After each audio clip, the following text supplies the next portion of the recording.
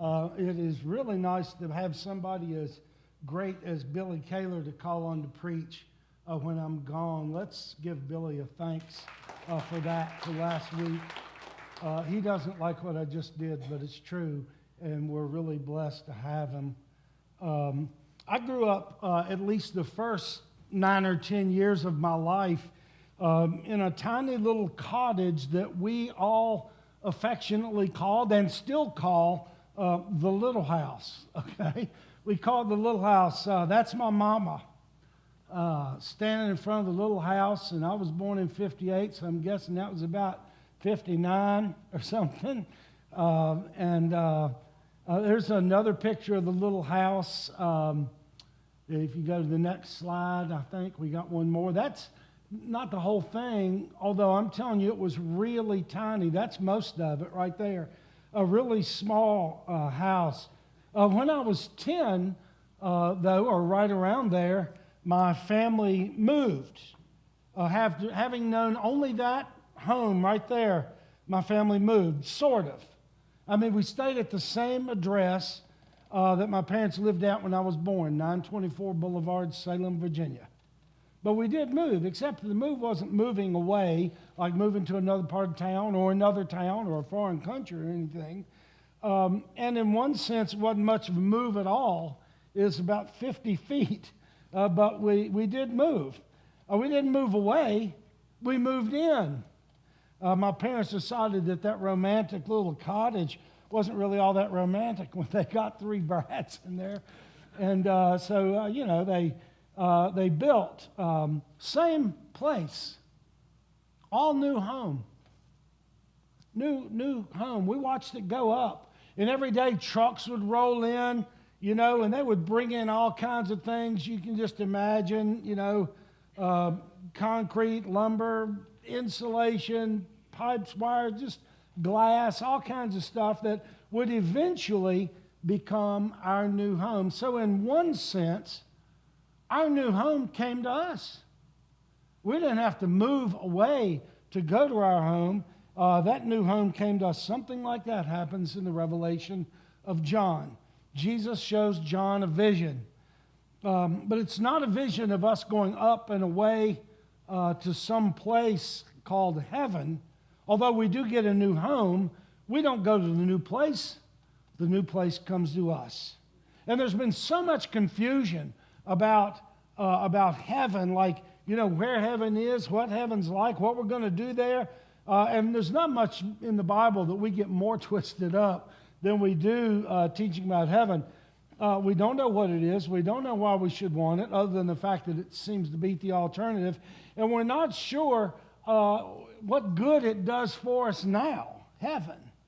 We're kind of like the teenager got his first job at a florist shop, and he was delivering flowers, and it all went pretty well until one day he got in a big hurry and accidentally switched up 2 of the orders, and he was supposed to deliver one group of flowers to a new church. It was moving into a new property, and the other was to a funeral home. Obviously, if somebody had passed away that afternoon. An irate pastor called the florist and said, "Hey, man, we got a problem.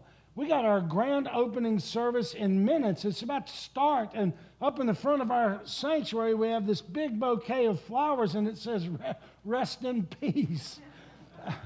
The florist said, "You think you got problems? Somewhere in this town next to a casket, there are flowers that say, 'Good luck in your new location.'" We get heaven so completely messed up. I mean, we do. And today we're looking at Revelation 21. It's not the only place that heaven's talked about. And we're beginning a short series on hope today. And I just wanted to start with heaven. I preached on heaven really not all that long ago, at least if you look at the number of times I haven't preached on heaven. Maybe I should have. And I told you I was going to do it again real soon, so this is it. But if any book in the Bible is hopeful, it's the Revelation of John.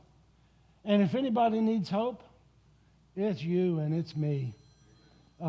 We need it. One of the easiest things to miss when reading Revelation, with all of the wild imagery, dragons and beasts and blood and wars and, seals and scrolls and just all this stuff, all these images, it's really easy just to walk away from and forget the fact that this was written to 7 churches in Asia Minor that had real people with real problems, primarily Rome, Babylon, breathing down their neck and making it really hard to be a Christian. They lived in the first recipients of the revelation of John in a culture that was hostile.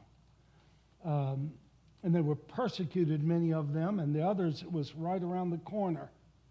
And Revelation, then, is more like a discipleship manual, how to live under great stress, than it is a crystal ball or a religious almanac that tells us how deep the blood's going to be or any of that kind of stuff. I mean, it's about how to live your life here now when you're living in enemy territory and the enemy is asserting their authority. And to help us, John gives us a picture of what's coming. Our final home, if you want to call it that, the next world, heaven. We use a lot of names. And he does it because he wants to equip us. He hasn't lost sight of it's not to satisfy curiosity or anything like that. He lifts the veil. He reveals in order to help us live the Christian life. So to a church that's being persecuted, to a church that is in desperate need of hope, to a church that had many of its members already die, to a people who needed desperately to see a new world coming, John writes this: "Then I saw a new heaven and a new earth. For the first heaven and the first earth had passed away, and there was no longer any sea. I saw the holy city, the New Jerusalem, coming down out of heaven from God, prepared as a bride, beautifully dressed for her husband. And I heard a loud voice from the throne saying, 'Look, God's dwelling place is now among the people, and he will dwell with them. They will be his people, and God himself will be with them and be their God. He will wipe every tear from their eyes. There will be no more death or mourning or crying or pain, for the old order of things has passed away.' He who was seated on the throne says, 'I am making everything new.'" Then he said, "Write this down, for these words are trustworthy and true." He said to me, "It is done. I am the Alpha and the Omega, the beginning and the end. To the thirsty, I will give water without cost from the spring of the water of life." In Revelation 21, a new heaven and a new earth, a new Jerusalem, comes down out of heaven. So the big idea, which a whole lot of evangelical Christianity gets backwards, the big idea is not to leave the world behind, as though at some point God's going to go, we tried, but this whole earth thing didn't work out, so we're going to get out of here. No, God's going to come back, and he's going to claim what's his. And it's always a picture of God coming to us throughout Scripture. It's God coming to us, not us going to God. God came to Adam and Eve in the garden. God came to the Israelites. He tabernacled with them, moved in with them. Ezekiel, quoting God, says, "My dwelling place shall be with them, and I will be their God." And don't forget Jesus, who is Emmanuel, God come to us, God with us. So it's not that we go to heaven. It is quite literally that heaven comes to us. And I know you're thinking, man, I don't know, I got a lot invested in some of this stuff. Going to heaven. What about all those songs and sermons? When we all get to heaven. That's the only song I could sing and get through. But that's my solo for the day. Or, One Glad Morning. Right? All these songs. We sing them a lot. Every funeral. The pastor is always just a little bit tempted to, as though it's his job, to tell you whether the person went to heaven or not. You've heard this, we're just passing through, my treasure's laid up somewhere beyond the blue. Revelation does something completely different. It does something that God brings heaven here. He brings heaven here, which suggests something of a continuity. Although it's a new heaven and a new earth, God brings it here. He makes his home with us. In Revelation, we don't go to God. Instead, God comes to make a home among us. And what kind of home is it going to be? It's going to be a magnificent city, a bride beautifully dressed for her husband. It's going to be beautiful. I mean, heaven, and this is a major key, heaven is just a big part of the Christian hope. And we don't talk about it that much anymore. My fault. It's changing. We're going to talk about heaven because it matters. I don't care if you're 12 or 120. You should be thinking about heaven every single day. It is a key to having Christian hope. It's a key to having a better marriage. The hope of heaven. The hope of heaven is the key to restored friendships. The hope of heaven is key to your character formation. We're going to talk about some of that in the next couple of weeks. John mentions a couple of things, and I'm not covering it all. I'm not even going to try to. And some of you are going, well, you left out my favorite one. It's in, whatever, some other verse in Revelation. I just can't do it all. It's too much. But I'm going to share you just a few things, what's not there, and then what's there. These are important for Christian hope. What's not there? Verse 4 says there will be no more death or mourning, crying or pain, for the old order of things has passed away. He's talking about your home. He's talking about that home that's coming to us. I mean, this is for us. I mean, sign me up. Supersize me on this order. I mean, this is great stuff. And everybody here's probably read lists of things that we won't have in heaven. I came across this one. I'm going to read it to you in its entirety. It is long. I won't warn you, but I just think it's so fantastic. And it's going to hit every one of us multiple times. And this is not going to be there. And we need to celebrate this. We need to really recognize the beauty of heaven. In heaven, there's going to be no more anxiety or addictions, no more artificial intelligence or bankruptcy, no bad breath or bullying or Botox or bruises, no more courtrooms, child abuse, COVID, chemo, cancer, counting calories. All God's people said, no. No more cable news, no more colonoscopies, no more cats on airplanes, which I am certain, it's in that beast or dragon or something kind of category.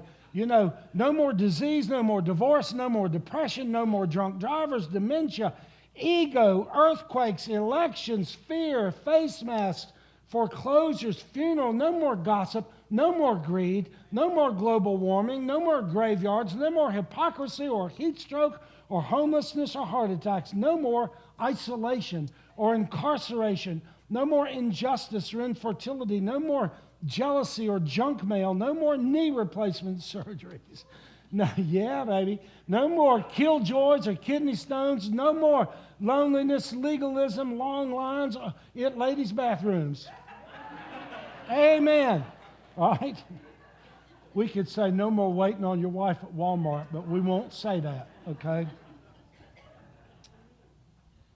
No more loneliness, no more legalism, no more monsoons or murders, mammograms or miscarriages, no more negativity or,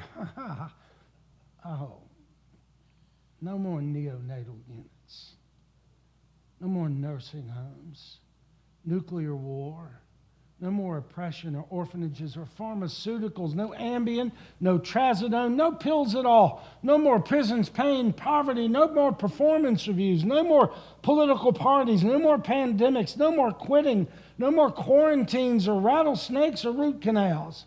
It's probably the same thing. No more reorganization, no more regret or racism or road rage, no more raisin cookies that disguise themselves as chocolate chip. I knew we could all agree on that. No more sermons. No more shame. No more satanic attacks. No more starvation. No more sexual assault. No more suicide. No more school shootings, traffic jams. trafficking, no more taxes or tornadoes or tumors, no more terrorists, no more tiny caskets. Oh. No more unexplained tragedies or unmet needs. No more unwanted children, unloved spouses, or believing skeptics. No more vaccines. No more ventilators of violence. No more wars, waiting rooms, or wheelchairs. No more Xanax. No more yelling from your spouse. No more yelling from your kids. No more yelling from your boss. No more Zoom calls, and on it could go. If you are pleased by this, give God some glory this morning. Gone. All of it is going to be gone. Whatever it is that makes life tough here will be absent there. It's like this place, only perfected, only like pre-fall and even better. It's like Eden, kind of. And especially because of what is there. We've seen what was there, now what is there. I'm going to tell you right up front, heaven's going to be amazing. And you really should think about it every single day. I want you to think about it. I want you to go to heaven, and I want you to be excited about it. And here's the number one reason to be excited about it, because God will be there. God's going to be in heaven. Verse 3, I heard a loud voice from the throne saying, look, God's dwelling place is now among the people, and He will dwell with them. He will wipe away every tear from their eyes. When you think of heaven, oh man, there's just so many things, but maybe home is just such a beautiful thing, not because of where it is, but because of who is there. Some of y'all know my wife works in Philadelphia, has been, and will for, a couple more months, maybe, few, maybe. And she flies back and forth every week or every other, and I really miss her. I do. I'm telling you, I miss her. Now, I'm pretty sure she's glad to have a break from me, but I miss her. The house is really different when she's gone. It's not just messier. It's kind of empty. It's kind of empty. Many of you know that far better than I, and you know far better what that really means. Sometimes I pick her up at the airport. She'll text me what door she's going to come out, and she'll pick up her luggage. Usually she's got carry-ons, and she'll text me what door, and I'll try to pull up there and be ready. And now, from her perspective, she left Philly, and she is heading home. From my perspective, she's home coming to me. That's what it is. I mean, wherever she is, that's home for me. I've always said, and she kind of agrees, we could probably be happy living just about anywhere. I could, as long as she's there. When she returns home from Philly, she brings home to me. She brings it because of who she is. William Dyke, I don't know if you've ever heard his name from history, witty, handsome young guy. And when he was age 10, he was blinded, completely blind, accident. And he just decided, and his parents decided, another one's going to slow him down. He's going to live life to the fullest. Went to graduate school in England, where he met the daughter of a British admiral, and they fell in love, and he was going to propose and did, and she accepted. But before agreeing to give his daughter's hand in marriage, her dad, who was an admiral in the Navy, insisted that William undergo a potentially dangerous corrective surgery that had a chance at restoring his sight. William agreed, but he had a condition of his own. He insisted that after the surgery, his eyes his head would remain wrapped in the gauze, his eyes would be covered, and he would leave it that way, so that the first thing he saw after his sight was returned would be his bride. Well, the surgery was completed. The wedding day came. William's father stood next to him up front of the church, All of a sudden the music began, and the bride and her father came walking down the aisle, and his father started to unwind the gauze off of his eyes, and nobody knew if the surgery had been successful. He didn't know. But just as his bride arrived at the altar, the last strand of the gauze was pulled away. He stood face to face with his beloved. And the entire congregation waited breathless, wondering if he could really see. He looked at her for what seemed like forever, and then he spoke words that nobody there would ever forget. He said, "You are more beautiful than I ever imagined." God's going to be there. And it's not the place. You know, all that talk about streets of gold and pearls and all that stuff, it's less about the city and more about the beauty of God himself. As Piper famously said, it's worth wanting because God is there. A day is coming, my friends, when William Dyke's story is going to be our story. The roles will be reversed. We'll be the bride who can now only see our groom as through a glass darkly, but then face to face. But in heaven, in the Holy of Holies, the veil will be removed, and we will look fully into the face of God. You will look directly into the eyes of Jesus himself, and he will be far more beautiful than you ever imagined. For the first time, all of God's people will live in God's perfect presence. We'll see him, we'll hear him, we'll be able to touch him, we'll be able to kiss him, we'll never leave his presence, we'll never be out of his sight or out of mind. The kindest, most tender hands are also the strongest and the toughest hands that could scoop out the Grand Canyon, but will reach and tenderly wipe a tear, the last tear, from your eyes. Man, we need the promise of heaven. We need it desperately. Rodney Stark wrote a book called The Rise of Christianity, and he asked the question, why did Christianity succeed in the Roman Empire where other religions failed? Why did it grow so dramatically after a few years?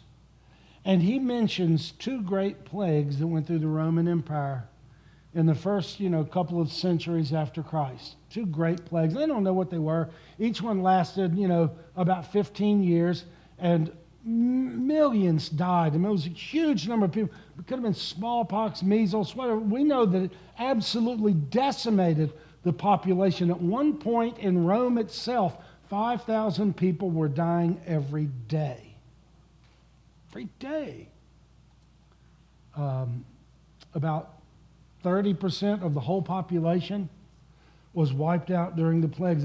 The only thing that people understood about the plagues was that it spread by contact.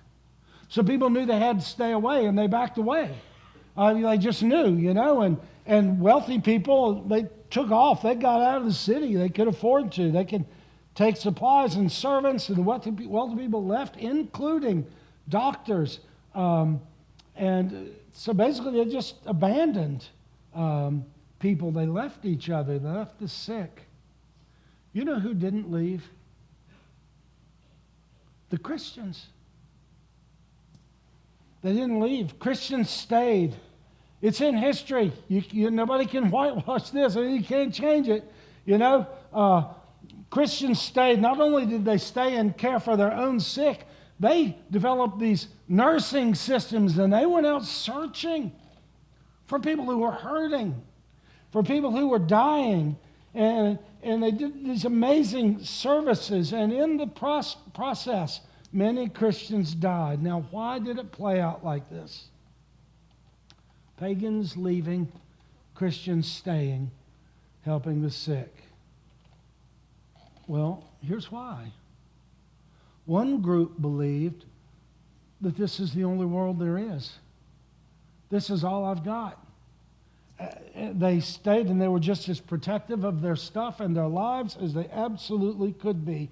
But another group believed that this world, wonderful as it is only the prelude to something truly grand. They knew that death couldn't do anything but translate them to glory. Belief in heaven does not cause us to withdraw from those who are in need. It emboldens us to engage on behalf of those who are in need, to be brave with a life-transforming faith. You know, people accuse the Christian faith of being escapist, you know, pie in the sky by and by, and I bet that pie is delicious. I mean, it is. I mean, I just know it's going to be wonderful, and there is pie in the sky, but it's not escapism. We don't run off to heaven. We stay here in the fight and we struggle. The good news of Jesus' death and resurrection and the promise of heaven that go with it, that ordinary, very ordinary, weak people are made stronger, braver, more willing to serve. A.W. Tozer said this: "Let no one apologize for the powerful emphasis Christianity lays upon the doctrine of the world to come. Right there lies its immense superiority to everything else within the whole sphere of human thought or experience. We do well to think of the long tomorrow." My friends, there is a long tomorrow, and the Bible makes it really clear. We're going to either be in heaven with God, where everything beautiful is there and everything ugly is not, or we're going to be a place of separation and torment, hell, forever. It's our choice. It's our home. It doesn't happen by chance. It happens by the choice that you make right now as we stand together and sing.